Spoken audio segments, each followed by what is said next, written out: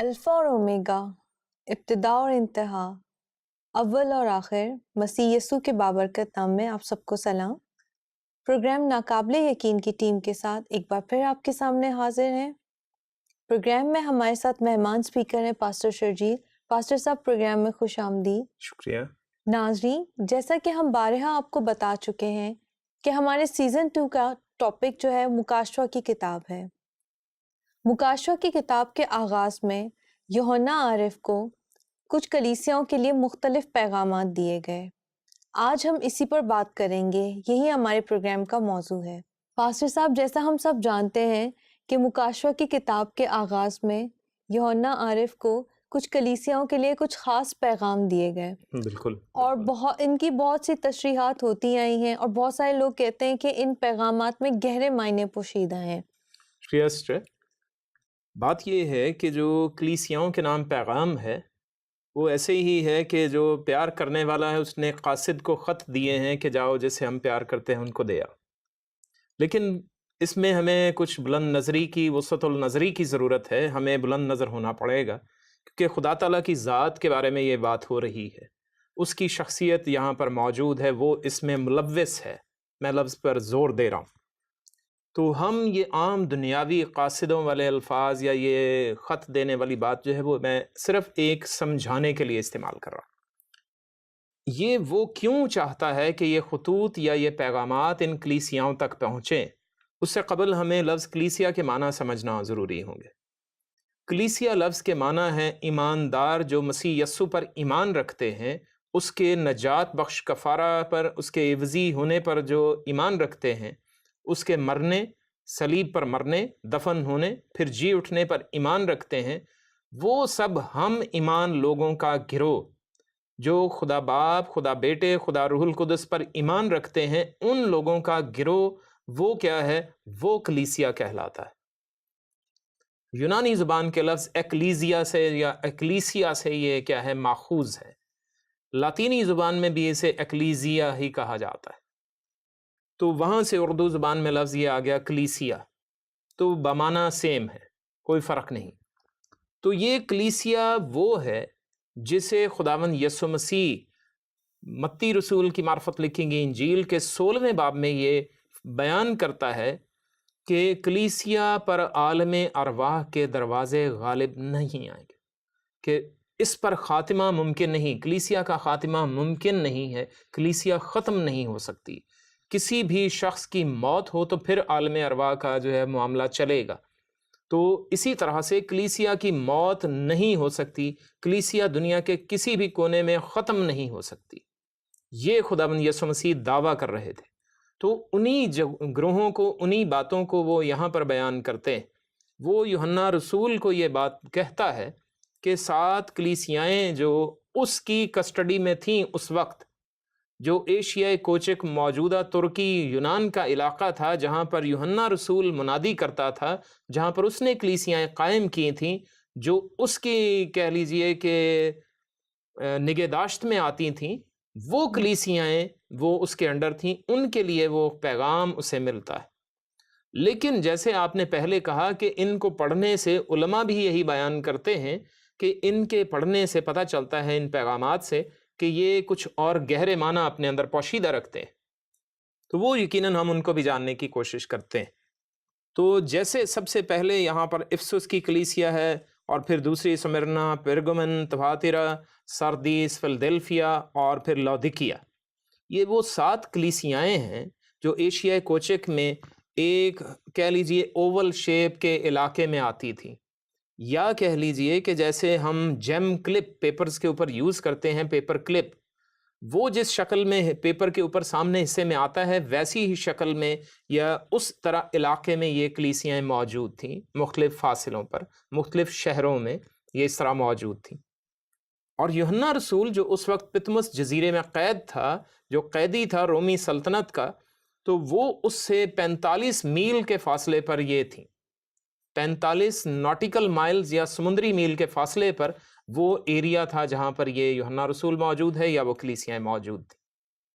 تو وہ خطوط اسے دیے گئے تاکہ یہ پیغامات، یہ خطوط وہ ان کلیسیاں تک پہنچائے۔ اب کلیسیاؤں کی نگہداشت کرنے والا تو یوحنا رسول تھا، اور جب یہ قید ہو گیا تو اس نے بھی اپنے بعد کچھ مقرر کیے تھے افراد جو وہاں پر رہنمائی کا کام سر انجام دے رہے تھے، لیکن وہ صرف رہنمائی کا کام کر رہے تھے، نگہداشت کا کام کر رہے تھے، نگہبانی کر رہے تھے، لیکن وہ مالک نہیں تھے۔ مالک کوئی اور ہے، اور وہ مالک اب آ کر بیان کرتا ہے کہ میں ساری سرویلنس کر رہا ہوں، میں ساری چیزوں کی جانچ پڑتال کر رہا ہوں، مجھے زیادہ معلومات ہیں، مجھے تمام علم ہے، کیونکہ میں علیم اور خبیر ہوں۔ جیسے وہ اپنے بارے میں بیان کر چکا تھا کہ میری آنکھیں آگ کے شعلہ کی سی ہیں، اس نے اپنے تعارف میں یہ بھی دکھایا اسے، تو اس کی آنکھیں آگ کے شعلہ کی سی ہیں جو کہ بہت سکین کرتی ہیں، تو وہ دیکھ چکی ہیں کہ وہاں کی صورتحال کیا ہے۔ پھر وہ 7 چراغدانوں نے سے ان کو تشبیہ دی گئی، کیونکہ چراغدان میں چراغ ہوتا ہے جو روشنی دیتا ہے، تو دنیا کا نور جو ہے وہ اس نے کلیسیا کو بھی کہا کہ کلیسیا بھی دنیا کا نور بنے، جیسے وہ خود نور ہے ویسے ہی اس نے کلیسیا کو بھی کہا کہ وہ دنیا کا نور بنے، بین ہی۔ اور پھر اس نے کہا کہ اس کے ہاتھ میں، داہنے ہاتھ میں 7 ستارے ہیں، اور پھر ستاروں کا مطلب بتا دیا گیا کہ وہ کلیسیاؤں کے جو فرشتگان ہیں۔ اب اس سے ہم جو ہے وہ یہ تصور ہرگز نہ کریں کہ یہاں پہ لفظ فرشتے لگا کر تو جو ہے فرشتے جو آسمانی مخلوق تھی ان کا ذکر صرف کیا جا رہا ہے، ایسا نہیں ہے۔ فرشتہ لفظ کے معنی جو عبرانی زبان سے چلا آتا ہے وہ ہے پیغام دینے والا، پیامبر۔ جو پیامبر کے لیے لفظ استعمال ہوتا تھا وہ ہی فرشتے کے لیے استعمال ہوتا تھا، کیونکہ جب بھی کوئی بھی فرشتہ آسمان سے اترتا تو خدا کے لوگوں، انبیاء تک، رسلا تک پہنچتا تو وہ ان کے لیے کوئی پیغام لے کر آتا تھا، تو وہ ایک پیامبر ہوتا جو آسمان کا پیغام ہم تک پہنچاتے ہیں۔ تو اس وجہ سے وہاں پر وہ بھی فرشتگان جو تھے وہ وہاں پیام دینے والے، تو ان پیامبر جو ہیں وہ، یا پیامبر جو ہیں وہ خداوند یسوع کے ہاتھ میں ہیں، اس کے کنٹرول، اس کے قبضہ، اس کے اختیار میں ہے، تو وہ تمام چیزوں کا خالق اور مالک ہونے کا وہ ثبوت وہاں دے رہا ہے۔ تو پھر وہ اسے بیان کرتا ہے کہ ہر ایک کلیسیا کو ایک ایک پیغام لکھ۔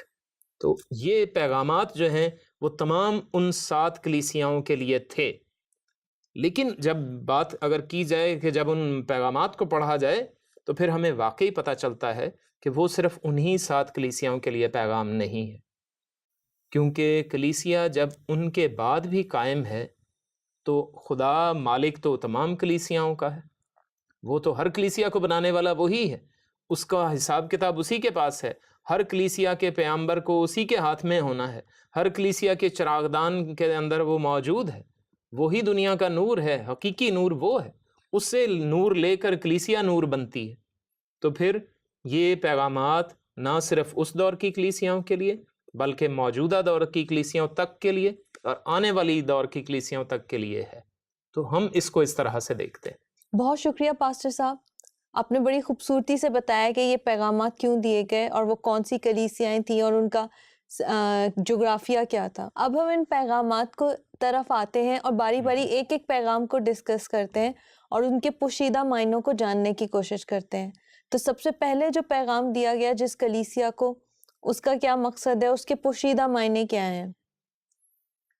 شکریہ بیٹے، اس میں یہ ہے کہ جو پہلی کلیسیا ہے وہ افسس کی کلیسیا ہے، جو سمندر میں پتمس جزیرے کے سب سے زیادہ قریب کا علاقہ تھا وہ افسس کا علاقہ ہے، تو سب سے پہلا پیغام بھی افسس کے لیے باترتیب یہ پیغامات دیے گئے۔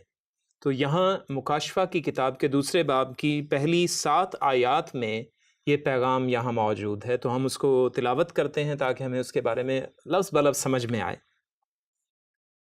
افسس کی کلیسیا کے فرشتہ کو یہ لکھ کہ جو اپنے داہنے ہاتھ میں ستارے لیے ہوئے ہے اور سونے کے 7 چراغدانوں میں پھرتا ہے، وہ یہ فرماتا ہے کہ میں تیرے کام اور تیری مشقت اور تیرا صبر تو جانتا ہوں، اور یہ بھی کہ تو بدوں کو دیکھ نہیں سکتا، اور جو اپنے آپ کو رسول کہتے ہیں اور ہیں نہیں، تو نے ان کو آزما کر جھوٹا پایا، اور تو صبر کرتا ہے اور میرے نام کی خاطر مصیبت اٹھاتے اٹھاتے تھکا نہیں، مگر مجھ کو تجھ سے یہ شکایت ہے کہ تو نے اپنی پہلی سی محبت چھوڑ دی، پس خیال کر کہ تو کہاں سے گرا ہے، اور توبہ کر کے پہلے کی طرح کام کر، اور اگر تو توبہ نہ کرے گا تو میں تیرے پاس آ کر تیرے چراغدان کو اس کی جگہ سے ہٹا دوں گا۔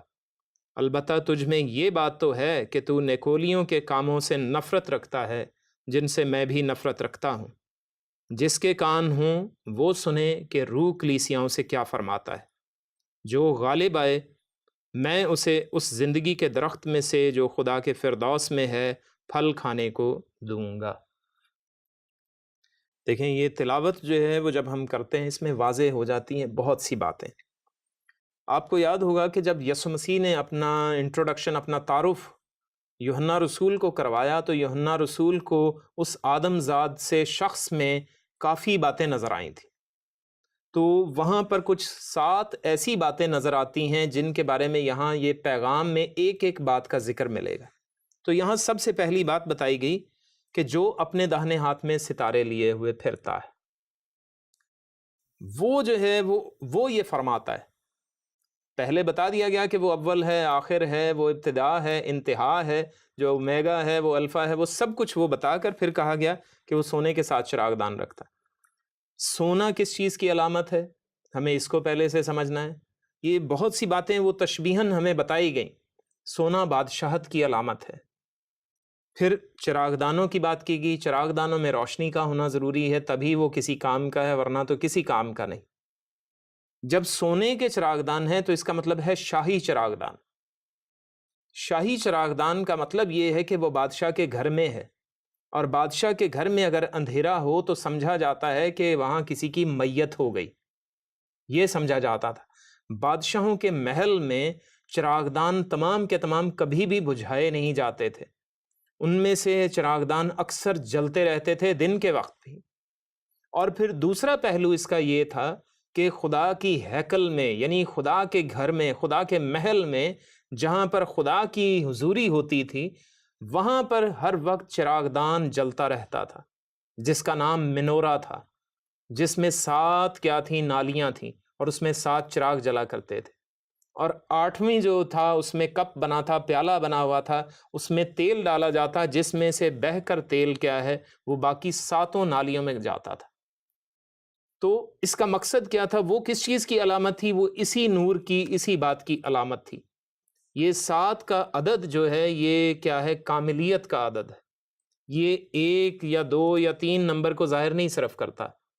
یہ کیا ہے؟ یہ کامل باتوں کی طرف اشارہ کرتا ہے، کہ مکمل کی بات کرتا ہے، کہ تمام کلیسیاں کی بات ہو رہی ہے، کہ ان سب کو کیا ہے؟ وہ تیل، وہ قوت، وہ توانائی، وہ کہاں سے حاصل ہو رہی ہے؟ وہ خداوند یسوع مسیح سے، اور اس کے وسیلہ سے کلیسیاؤں کا چراغ روشن ہے، اس کے نور سے کلیسیاؤں میں نور موجود ہے، ان میں روشنی موجود ہے۔ تو اب اس کلیسیا میں کچھ گڑبڑ ہے۔ اس کلیسیا میں کیا ہے؟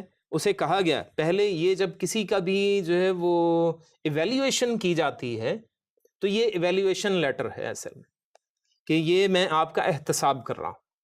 لیکن دیکھیں وہ سب سے بڑا ایویلیویٹر جو ہے وہ کس طریقے سے احتساب کرتا ہے وہ بتا رہا ہے۔ وہ سب سے پہلے اس کی پازیٹیو باتیں ظاہر کرتا ہے، کسی کی بھی برائی نہیں پہلے پیش کرتا، وہ سب سے پہلے اس کی اچھائی پیش کرتا ہے، پہلے اپنا تعارف دیتا ہے کہ میں کون ہوں، ٹھیک ہے، اور اس کے بعد جو ہے وہ پھر اس کا بتاتا ہے کہ آپ میں پازیٹیو بات کیا ہے، یا آپ نے جو کچھ بھی اب تک پرفارمنس دی ہے اس میں آپ کی جو ہے مثبت باتیں کیا۔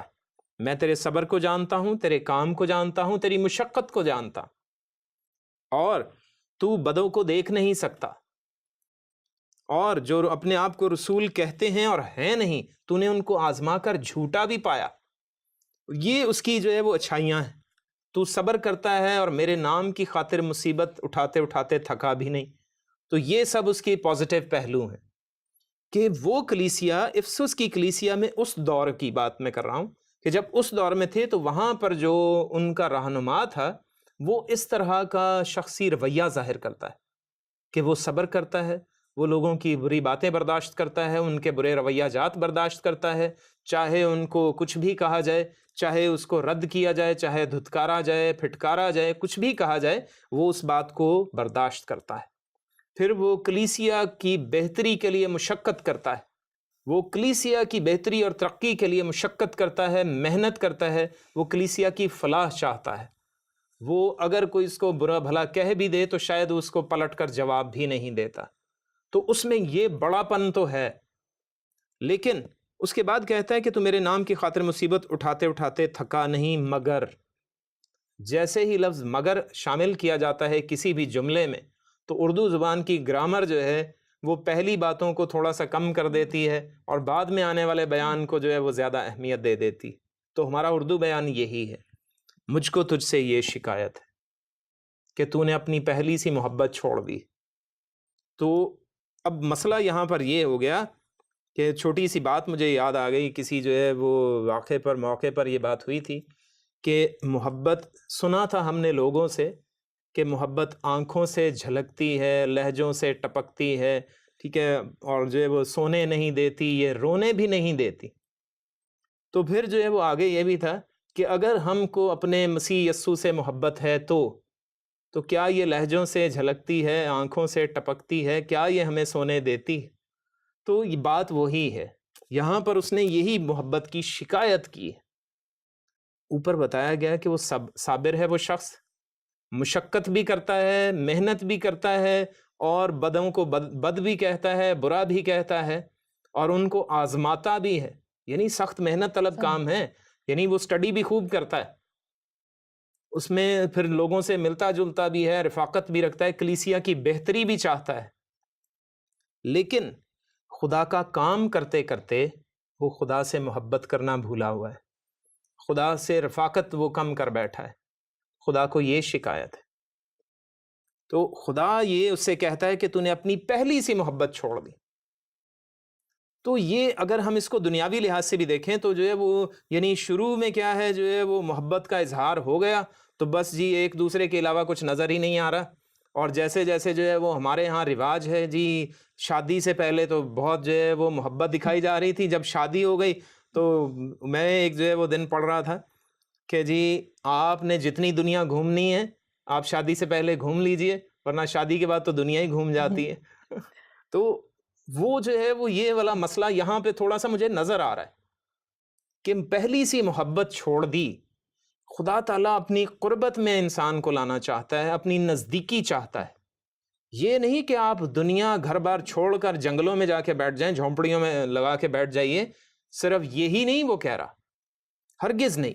اس کا مطلب یہ ہے کہ مجھے یاد رکھ اے کلیسیا کے رہنما، اے کلیسیا کے فرشتے، اس کے پیامبر، تو مجھے یاد رکھ. صبح کو سب سے پہلے تو کس کا نام لیتا ہے؟ کیا صرف تجھے یہی فکر رہتی ہے کہ میں نے کلیسیا میں آج یہ کام کرنا ہے؟ کیا میں نے آج کلیسیا کی بہتری کے لیے یہ اپائنٹمنٹ تھی، اس کو دیکھنا ہے؟ کیا میں نے یہ کام درست کر لیا؟ تو یہ سب ضروری نہیں. جو کلیسیا کا مالک ہے کیا تو اس کے ساتھ وابستگی رکھتا ہے؟ کیا صبح اٹھ کے اس کو یاد کرتا ہے؟ سب سے پہلے اس کو دیکھتا ہے، اس سے ملتا ہے، کم از کم صبح کا سلام یا گڈ مارننگ اس کو کہتا ہے، یہ تو پتہ چلے. یا سونے سے پہلے گڈ نائٹ کر کے بھی سوتا ہے یا نہیں؟ یا اتنی تو مشقت کرتا ہے، اتنی تو جو ہے وہ سٹڈی کرتا ہے باتوں کو سمجھنے کے لیے کہ تو تھک کے ویسے ہی سو جاتا ہے، کتاب تیرے اوپر پڑی ہوتی ہے اور تو سو جاتا ہے. تو یہ یعنی ایک عام میں جنرل باتیں کر رہا ہوں تاکہ ہم جو ہے وہ سمجھ پائیں کہ ہم دنیاوی کاموں میں اتنے مشغول ہو جاتے ہیں کہ ہم خدا کو بھولے ہوتے ہیں. تو وہ اس وقت اس طرح سے کچھ بھولا ہوا ہے اور خدا کو یہی شکایت ہے کہ تو نے اپنی پہلی سی محبت چھوڑ دی. پس خیال کر کے تو کہاں سے گرا ہے. خدا کی نظروں میں وہ گرا ہوا ہے. ہم جو ہے وہ انسانوں کی نظروں سے گرنے کے لیے سے بچنے کے لیے، بلکہ ضروری تو یہ ہم انسانوں کی نظروں میں گرنے سے بچنے کے لیے بہت تگ و دو کرتے ہیں، لیکن کچھ لوگ تو وہ بھی نہیں کرتے ہیں، میں نے دیکھا ہے. تو تجربے سے گزرا ہوں اس وجہ سے کہہ رہا ہوں. تو لیکن خدا اس سے یہ کہہ رہا ہے کہ تو انسانوں کی نظروں سے گرنے سے بچنے کے لیے تو اتنی محنت کرتا ہے. تو کلیسیا کی فلاح کے لیے کام کر رہا ہے نا، تاکہ لوگ تیری قدر کریں. تو کلیسیا کی بھلائی کے لیے محنت مشقت میں لگا ہے، تو صبر کرتا ہے، ان کی باتیں برداشت کرتا ہے تاکہ جی میں ان کی نظروں میں سے نہ گروں. لیکن تو ایسے کرتے کرتے مجھ سے اتنا دور ہو گیا کہ میری نظروں سے گرتا جا رہا ہے. تو یہ اس کو شکایت ہے. پھر وہ کہتا ہے کہ توبہ کر کے پہلے کی طرح کام کر. اب اس کو جو ہے وہ ابتدائی یا انیشیل سٹیج اس کی بتا رہا ہے کہ تو نے جس طرح سے کام شروع کیا تھا نا ویسے کام کیا کر. ایسے ہی دنیا میں بھی ہوتا ہے. جو ہے وہ کسی شاعر نے یہ بات کہی ہوئی ہے کہ گھر سے نکلا تھا خدا کی تلاش میں اور آخر کھو گیا فکر معاش میں. تو ایسے بھی بہت سے لوگ ہیں دنیا میں کہ خدا تعالیٰ سے محبت کے دعوے تو بہت کرتے ہیں اور دعوے دار بھی بہت ہیں، لیکن معاملات پھر دنیا کے نمٹاتے ہیں. تو ایسا نہیں ہونا چاہیے کہ خدا سے محبت کریں تو یہ دنیا خدا نے ہمیں انسانوں کے لیے خدا تعالیٰ ہی نے دی ہے. یہ جب ہم دنیا کے کام کرتے ہیں تو خدا کو ہر کام میں یاد رکھیں تو خدا کا ہی کام ہوگا. خدا نے یہ اسے کہا. تو اور پھر یہ کہتا ہے کہ اگر تو توبہ نہ کرے گا تو میں تیرے پاس آ کر تیرے چراغ دان کو اس کی جگہ سے ہٹا دوں گا. ایویلیویشن کرتے ہوئے اب جو ہے وہ اس کا نیگیٹو پہلو سامنے لائے، لیکن اسے جو ہے وہ طریقہ کار بھی بتا دیا کہ تو کیسے اپنے آپ کو اپ گریڈ کر سکتا ہے، کیسے بہتر ہو سکتا ہے. صرف توبہ کر. توبہ لفظ جو ہے وہ ریپینٹنس تو ہے، لیکن اس میں کچھ اور چیز ہے. اس میں ریکنسیلیشن بھی ہوتی ہے، اس میں دوبارہ میل ملاپ ہوتا ہے. تو پھر آ کر واپس کیا ہے، پھر نظر چڑھانا. تو یہی بات وہ ہمیں کہہ رہا ہے یہاں اس کلیسیا کے، افسس کی کلیسیا کے فرشتہ کو، یعنی پیغمبر کو کہہ رہا ہے، نگہبان کو کہہ رہا ہے کہ تو توبہ کر اور پھر پہلے کی طرح کام کیا کر. یہ طریقہ کار ہے، تجھے واپس بحالی مل جائے گی. تو اسی سیٹ پر آ کر واپس بیٹھ جائے گا جس پر تو پہلے بیٹھا تھا. میں نے تجھے اسی پر بٹھایا تھا لیکن تو خود وہاں سے گر گیا. تو اس سے بچنے کے لیے خدا کی نزدیکی بہت ضروری تھی. اور پھر البتہ پھر ایک اور پازیٹیو پہلو پیش کر دیا تاکہ جو ہے وہ دوسرا جو ہے وہ ڈس ہارٹ نہ ہو. انکریج کر دیا ساتھ ہی، البتہ تجھ میں یہ بات تو ہے کہ تو نکولیوں کے کاموں سے نفرت رکھتا ہے جن سے میں بھی نفرت رکھتا ہوں. یہ نکولی جو تھے یہ اس دور میں وہ مختلف طرح کے غناستی جو ہے وہ سوچ رکھتے تھے کہ جی وہ زیادہ علم حاصل کرتے جاؤ تو اس سے آپ کیا ہے وہ آپ نجات پا جاؤ گے. تو اس طرح کی بہت سی باتیں ان میں تھیں. تو ان سے یہ کیا ہے، پیغمبر بھی نفرت رکھتا ہے. ان کو مسیحیت میں شامل ہونے کے لیے یہ وہ یا کیا کہنا چاہیے، مسیحیت میں ان کی شمولیت سے خوش نہیں ہوتا. یہ ان کو اپنے گروپ میں شامل کرنے کو بھی تیار نہیں. تو خدا نے کہا کہ میں بھی ان سے نفرت رکھتا. ان کو سکھا دو، لیکن یہ نہیں کہ آپ جو ہے وہ ان کو اپنے گروپ میں شامل کر کے یا اپنی کلیسیا میں شامل کر کے اپنی کلیسیا خراب کر لو. ایسا کچھ نہیں. تو پھر آخر میں جو ہے وہ بلند بانگ جو بات کی گئی کہ جس کے کان ہو وہ سنے کہ روح کلیسیاؤں سے کیا فرماتا ہے. تو جو بات پہلے کہی گئی، علماء بھی یہی کہتے ہیں کہ یہ پیغام صرف ایک کلیسیا، افسس کی کلیسیا کے لیے نہیں ہے، یہ کلیسیاؤں کے لیے پیغام. تمام دنیا کے تمام کلیسیاں جو موجود ہیں، جو تھیں، جو ہیں اور جو بعد میں آئیں گی، ان سب کلیسیاؤں کے لیے یہ پیغام موجود ہے کہ کہیں ہر انسان اپنے آپ کو جانچ لے، اپنی ایویلیویشن، اپنا احتساب اس پیمانہ کی نظر سے کر لے کہ کہیں ہم اپنی پہلی سی محبت خدا سے چھوڑ تو نہیں چکے، کہیں ہم اس کی نظروں میں گر تو نہیں چکے، کہیں ہماری زندگی میں ہم دنیا کی نظروں میں بلند مرتبہ پانے کے چکر میں خدا کی نظروں سے گرے ہوئے ہوں. وہ لوگ تو بڑی بات کہتے ہیں کہ پہاڑ سے گر کر اٹھا جا سکتا ہے لیکن نظروں سے گر کر اٹھنا بڑا مشکل ہے. تو وہ یہی بات اصل میں خدا کی نظر میں ہونی چاہیے. ہم خدا کی نظر میں عزت بنائیں. دنیا کی نظر میں عزت خود بخود بنتی چلی جائے گی. یہ بھی نہیں کہ ہم جو ہے وہ دنیا کی نظر میں بے عزت ہوتے چلے جائیں اور خدا کی نظر میں عزت بناتے چلے جائیں. ایسا نہیں بنتا. جب ہم خدا کی نظر میں عزت بناتے ہیں اپنی، یا اس کی نظروں میں بلند ہوتے ہیں، تو خدا ہمیں دنیا کی نظروں میں خود بلند کرتا ہے. ہم دونوں چیزوں کو ساتھ میں رکھتے ہیں تو خدا خود بخود یہ چاہتا ہے کہ ہم اس کی نظروں میں بلند مرتبہ پائیں. اور دیکھیں کہ ہماری زندگی میں توبہ موجود ہے یا نہیں. ہم آج ہی ابھی اپنا احتساب کریں کہ ہم نے کس مقام پر بات کرتے ہوئے کسی کے ساتھ کیا رویہ رکھا، کس طرح کی بات کی، تو ہماری زندگی خود بخود بہتر ہوتی چلی جائے گی. اس سے بڑھ کے کوئی بات ہو نہیں سکتی. یہی ہمارا انعام ہے بے اور شک، اسی کی ہمیں کوشش کرنی چاہیے. بے شک. اسی خوبصورت پیغام کے ساتھ ناظرین، ہم اپنے پروگرام کا اختتام کرتے ہیں. اس وقت اسکرین پر ہماری کانٹیکٹ ڈیٹیلز دکھائی جا رہی ہیں. آپ ہم سے رابطہ کیجیے اور اپنی رائے سے ہمیں آگاہ کیجیے کہ ناقابل یقین کا سیزن 2 آپ کو کیسا لگ رہا ہے اور آپ کی معلومات میں اضافہ ہو رہا ہے. کیا یہ آپ کے لیے ہیلپ فل ہے؟ اور اگر آپ کے ذہنوں میں کوئی سوال ہے تو ضرور ہم سے کیجیے. اگلے ہفتے اسی دن اسی وقت آپ سے پھر ملاقات ہوگی ایک نئے ٹاپک کے ساتھ. دیکھتے رہیے پروگرام ناقابل یقین.